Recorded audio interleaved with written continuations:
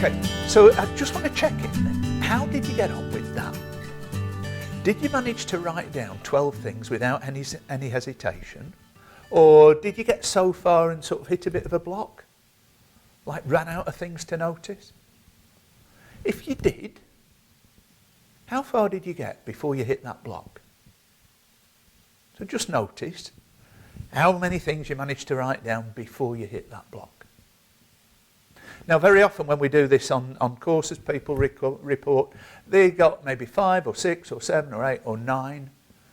But there aren't many people who write down 12 things without any hesitation. And I just think it's a fascinating aspect of our conscious perception. Because if you think about it, you could write down 1,000 things that you could see. If you went to detail, you could write down 1,000 things that you could see alone. But that's not how our conscious mind works.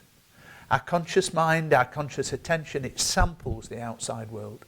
We notice a few things. So we go, I've noticed that, I've noticed that, I've noticed that, I've noticed that. And then we form a conclusion from that because we can't consciously pay attention to those 2.3 million sense receptors per second.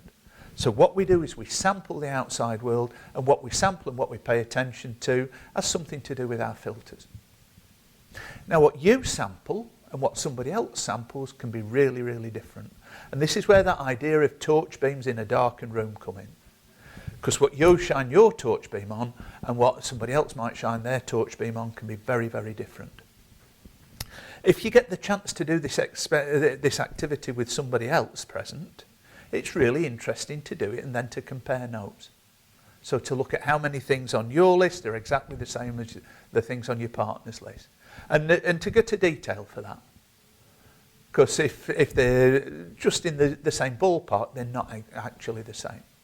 When we do this activity on courses, very often the scores that people report, the overlap between the list 12 things, the most commonly reported scores are 0, 1, 2, 3 or 4. So there's something really interesting about how what I shine my torch beam on, what I pay attention to consciously, what you pay attention to consciously, can actually be quite different. And so if you want to work well with somebody, if you want to communicate well with somebody, one of the tricks in NLP, one of the sort of key ideas, is you need to be curious about what they're shining their torch beam on before you tell them what you're shining your torch beam on. You need to seek to understand before you seek to be understood. Okay. We'll come back to this activity later, so please keep holding your shift. Thanks very much.